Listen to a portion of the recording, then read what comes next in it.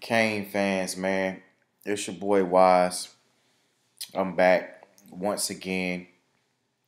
We're about to get into this quick Wisconsin recap, and then we're going to get into State of the U Part 2. Um, Shout out to my dog Reekin Swag, man. Shout out Alonzo1219 and U family. Shout out all about the U83. Shout out Rick Era. Shout out Mark Rogers TV. Shout out Birdman.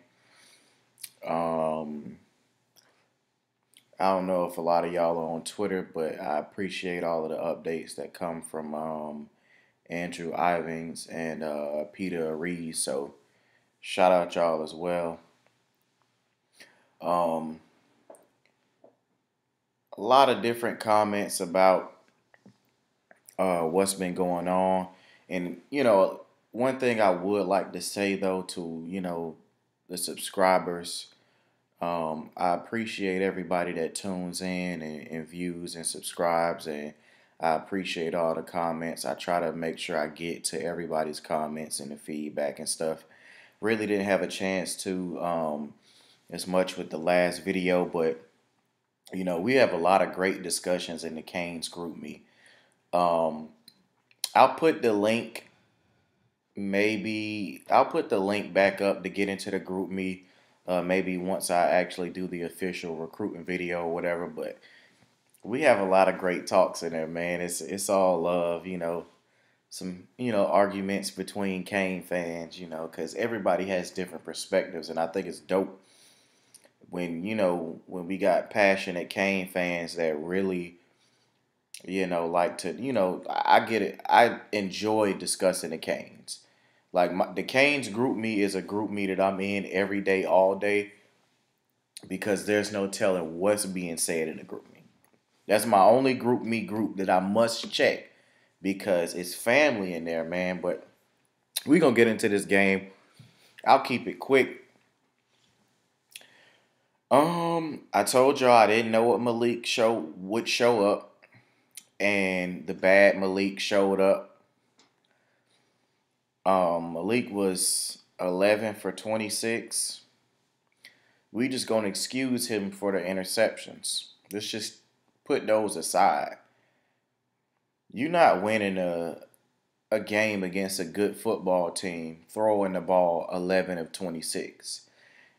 And that's just point blank period. I told you guys Wisconsin was a good football team. I do not think they were better than I don't think they were better than us. I do think they just made the plays that were necessary to win the game. I think it was clear that we had an advantage with speed, and we just didn't utilize it.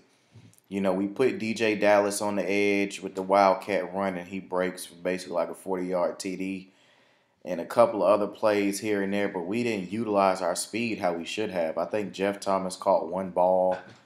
But most of that I blame on the coaching staff. It wasn't even necessarily the play calling. But, Rozier just didn't make the throws, man. And I'm not one to try to get down on the kid or nothing like that. I appreciate everything Malik has done for the University of Miami, but Malik Rozier has started his last game as a Cane. Barring injuries, I don't see him starting again. And I'm just being honest because that job has already been lost. I mean, he's already lost the job. Dog, some of the throws that he's missed, it almost can't get any worse. That's why we be in the Canes group me talking and folks be like, yeah, well, what about next year? I'm like, bro, it can't be worse. He pretty much was a 50% completing basically like 50% of his pass. Like, you can't get much worse than that. I'm sorry, you know what I'm saying? And on one of Peter Reese's podcasts, DeWasso was on there, and I don't know if it's fully true, but he was saying that Perry was already the best player on the team, and that the coaches Ben knew that Perry was the guy. It just took him time to learn the playbook. But I personally think Malik's going to be fighting for the backup job between him and Jaron Williams, by the time the fall comes. But like I said, Malik's done. Appreciate everything the kid's done. He got heart. He gonna go out swinging. He's done. But the defense gave up a good amount of points, but I don't really blame them totally because Malik put them in some fucked up situations anyway. The pick that changed the game gave it to him in good field position. Then,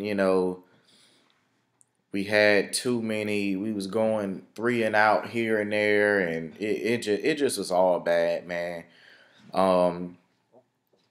We just didn't make plays that we should have made to win the game. But part of it I blame on Manny Diaz too. Manny Diaz has gotten outcoached 4 games in a row, and it is no disrespect to Manny Diaz. I think Manny Diaz is a great defensive coordinator, but my personal opinion, between these guys that coach like, Manny Diaz, Mark Richt, Thomas Brown, all of these guys, personally, I think they're amazing coaches. But how I feel is when you're that good at what you do and you have that kind of ability, you tend to miss a lot of the small things sometimes. The things that the simple fan that's not a coach sees because it's something that we pay attention to. And Manny Diaz, he's gotten out coached 4 games in a row. It started in the UVA game, and we just so happened to get out of that game, but Manny Diaz was out coached. No, you're not gonna tell me otherwise. He was out coached for basically, I think, the first 3 quarters of that game, pretty much. It was ridiculous. We had Ben Kirk out there looking like he was a fucking first round draft pick for sure, like top 10. Shit was crazy. And then the next week, we let a freshman, go like 19 of 28, hitting skinny posts, just throwing dimes on us. Like, that's fucking ridiculous, dog. Then the next week, we let Kelly Bryant go 15 of 15 before we ever get any pressure on him or cause an incompletion. Hornibrook, the turnover-prone quarterback. Turnover-prone, makes bad throws. The guy threw 4 fucking touchdowns on us. I don't even think he threw a pick. He didn't. 4 touchdowns. Really? Come on, man. Diaz, after the game, said, they just made it. We knew it would be a bunch of contested one-on-one balls, and they just made the plays. Fucking bullshit. Yeah, they made the 50-50 ball plays, but the team wasn't put in position to be successful. I'm sorry. If none of our DBs gonna turn their fucking head around, except for Bandy and Michael Jackson, like, I don't understand that. That shit just, I don't know, man. Diaz got out coached again. Hopefully he goes back to the drawing boards. Man, like I said, I don't know a lot of shit. I know some of the basic shit. All year Diaz didn't have good alignment, you know what I'm saying, and shit like that. He was too stubborn to make sure we got in the right packages and shit like that.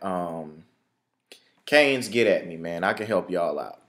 I know y'all amazing at what y'all do, but y'all need a set of eyes that's not at, y'all need somebody up in that booth for real that's really calling stuff down. Anyway, shout out to Wisconsin, man.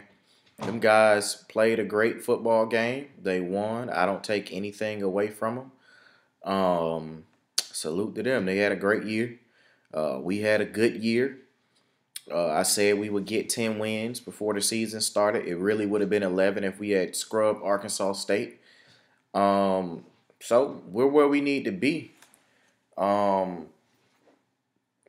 know some of the fans are disappointed, but we were in that game all the way up pretty much until about 7-8 minutes left in the fourth quarter.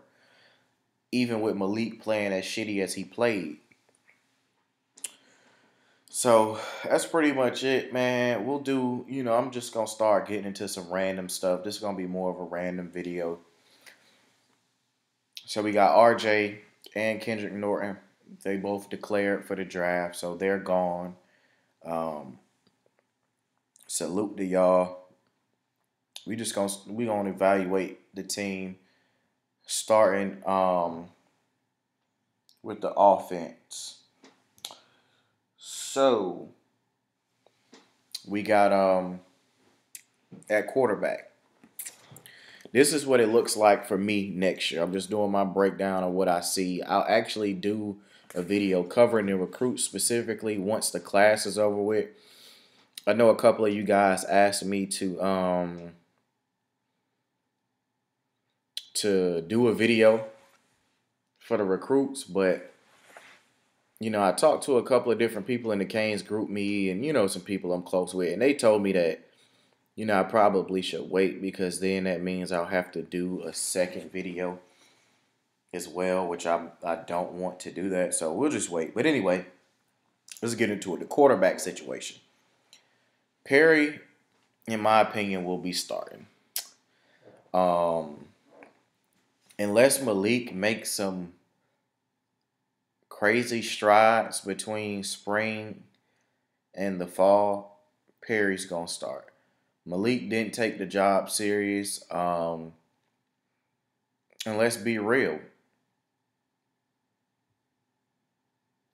Malik is a baseball player that was converted to play quarterback. He's a baseball player. He's not Russell Wilson, but he's a baseball player. So he's done.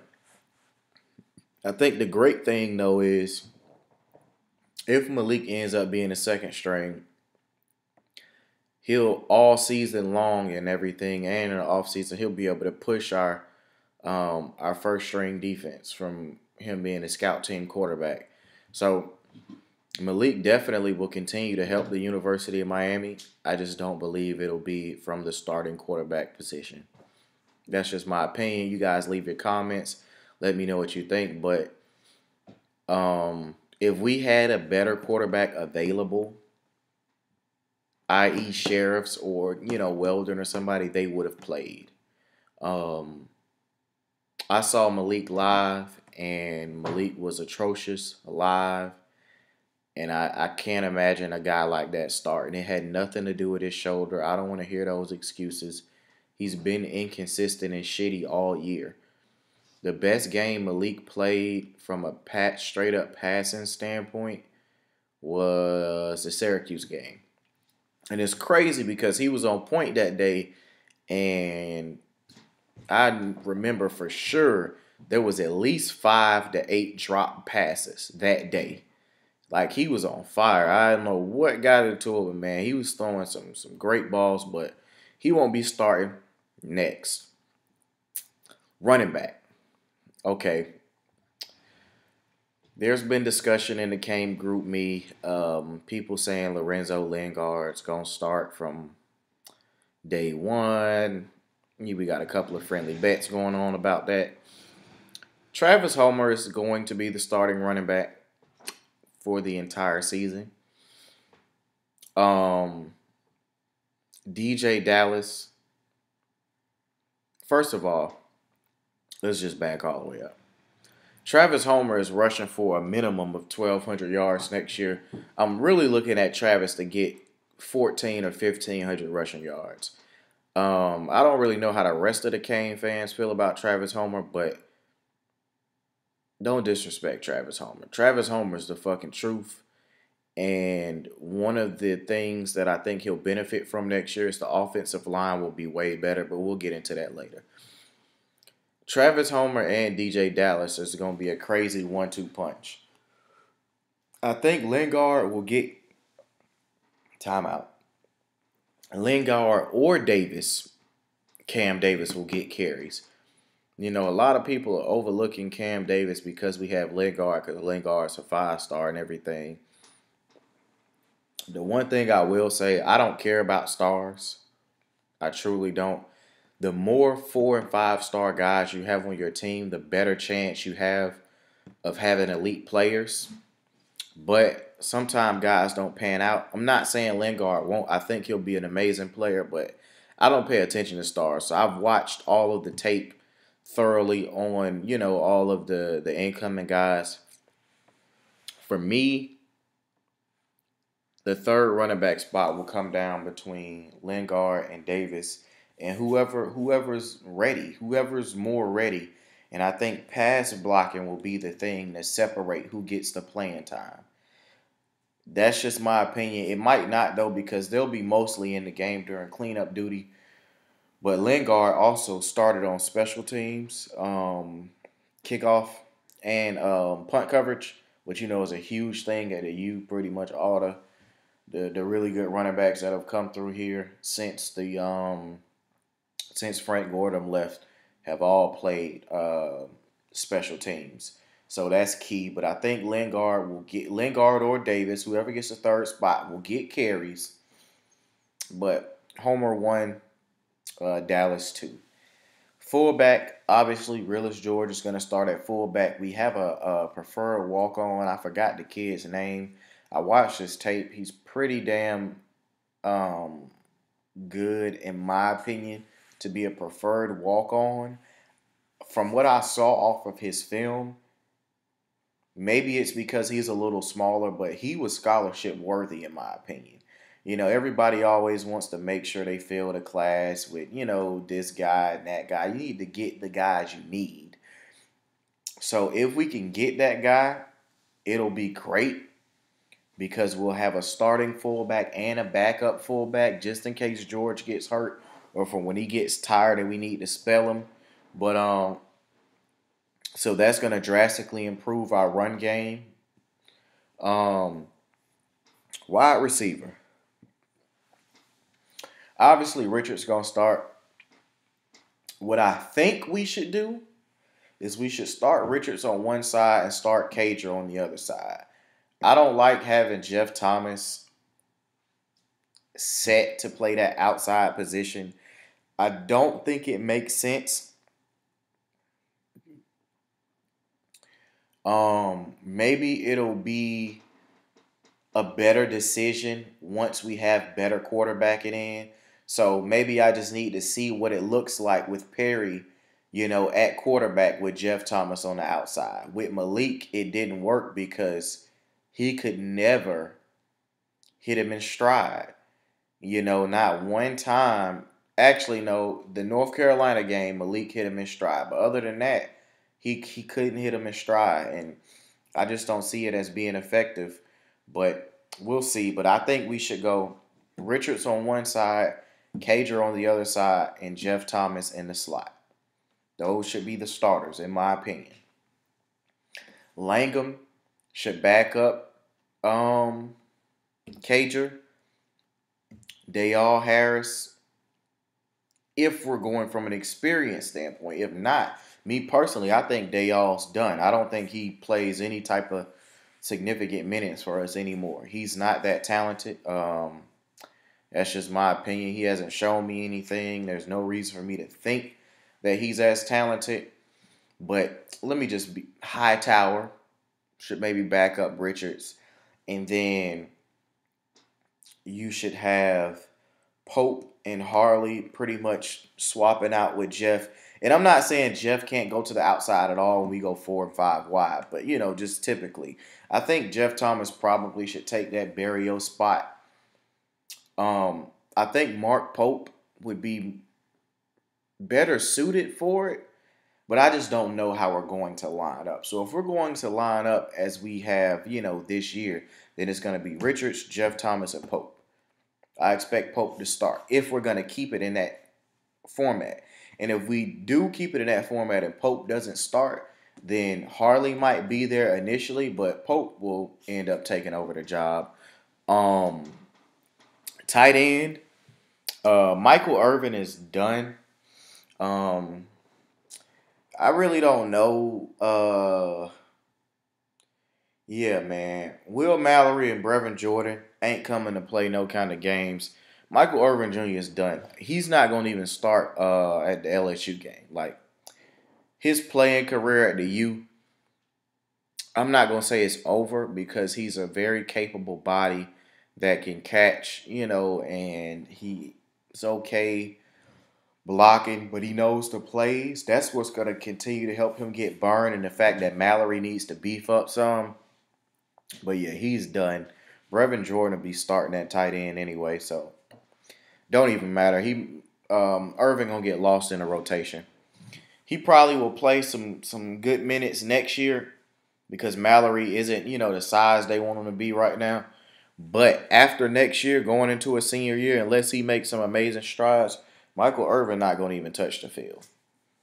He's not gonna be on the field. He'll get in and like goal line. We trying to do like 3 tight ends or something, but that's gonna be it for him.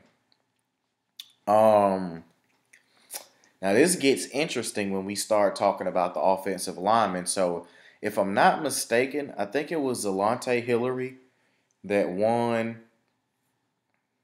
Scout Team Player of the Year playing left tackle. If I'm wrong, correct me if it was Herbert, but I don't think it was. I think it was Zelante Hillary playing left tackle Scout Team. But Scout Team Player of the Year playing left tackle. You realize Gerald Willis was on the Scout Team, and Mark Rick said he was a terror. And someone else won Scout Team Player of the Year playing left tackle. So as it is right now, they're saying that Tyree St. Louis might get moved over to left tackle. But so you got St. Louis that'll start for us. Obviously, Gauthier will start. They're saying he might get moved from center to guard. Obviously, Donaldson will start. He'll be much better.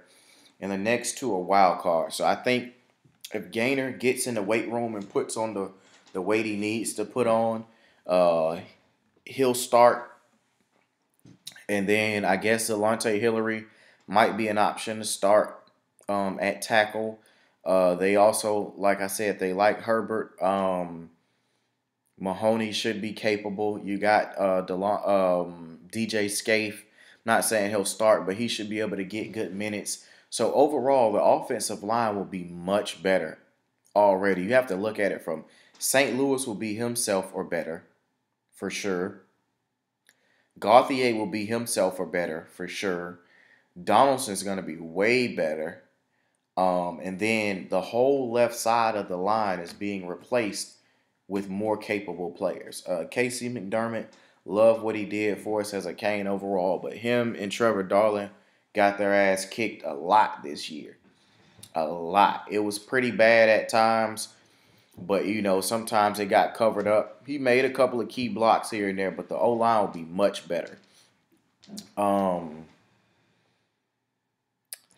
defense, we'll just keep this as simple as possible. We know at DN, Joe Jackson, Demetrius Jackson, Garvin, Scott Patchen, and Gregory Rousseau will all get playing time. Obviously, you got Garvin and Jackson that'll probably start, or you actually might have Jackson and Jackson starting and just Garvin swapping with Jackson because D-Jax is really strong in the run game, and they might want to put him on the side where Chad was. So you never know. Or you might just have Garvin. You might just have Garvin and Jackson, but we'll see. Either way, it's not gonna really matter, man. We know we got 4 or 5 guys that's gonna be able to come in, and 5 guys actually for sure that'll be able to come in and make an impact. Because I think Rousseau will get playing time over Joyner. Well, Joyner's supposed to be playing, I guess, linebacker. We're not sure. But even if we get Chatfield, I just think because of the length, they say he's 6'7", 230. By the time fall comes in, he should be like 240, 245 maybe. But we're fine there. DT because McIntosh and Norton are gone. I'm kind of worried, but we have Gerald Willis, we have John Ford, we have Pat Bethel. Um, we'll see if Nesta still, Nesta is supposed to be a lock to sign. So if he signs, as far as the four of those guys, I think we'll be good. Me personally, I think we'll be good with those guys. Um, at linebacker, I think that you'll start to see young guys like Jennings obviously get more burn. I think Mike Smith might be done with getting. Well, no, because Darian Owens left maybe, but I think Mike Smith's reps are gonna get cut. Jennings will start getting most of those backup reps. I think Wilder might take McLeod's spot. That's just me. And if he does take McLeod's spot, that'll give us an opportunity to have a linebacker that can truly cover out there as if he was possibly a nickelback based off of how Wilder can move and everything. You know who's starting at linebacker though? The other two guys, Shaq and Pinkney. I think Pinkney. They say Pink's lazy. I don't know if that's true, but they say he don't really like. He don't take practice serious as he should. He's lazy, working out and shit. I think Pinkney is going to clearly be our best linebacker next year. He has the most upside, in my opinion, and he's our best blitzer. He's our best coverage linebacker that gets a lot of burn. He's our fastest. He's faster than McLeod and Shaq. He's more comfortable in space and things like that. He doesn't fight off blocks well, but I mean, none of our linebackers fight off blocks well. That's something they really have to work on. And then, as far as in the secondary, man, so the only two people that I believe their jobs are safe are Quan and Bandy and MJ.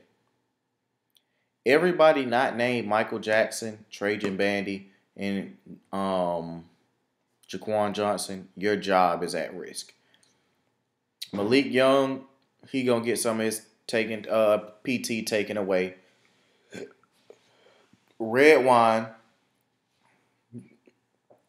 definitely getting some of his PT taken away. Gervin Hall actually gonna take his starting spot by the time week 3 comes. So by the time week 3 comes, Red Wine might be starting, but Gervin Hall will be the starter if you get what I'm saying. So Red Wine might be in the starting lineup, but Gervin Hall will be playing starters minutes at safety by week 3. That's just what it is. Red Wine, I mean, he's going to be a great plug-and-play guy for us, more than capable when we have to give guys rest, but he's not an elite player. That's not a Canes caliber talent guy. I like Red. He made a lot of improvements this year, especially with them throwing him in the fire to play safety because he was the best option for it, but that's not going to happen moving forward. We already know that. DJ Ivy is going to start taking some of Malik's snaps if he tackles well. Or either he'll be backing up MJ, coming in. But if Ivy tackles well, he'll be in. Frierson, in my opinion, has the possibility to start and even possibly just straight up take Malik's spot. But we'll see how these guys do, man. I just think we're finally getting lengthy elite DBs, and as long as these guys tackle and get in a weight room, then they'll be taking minutes from guys.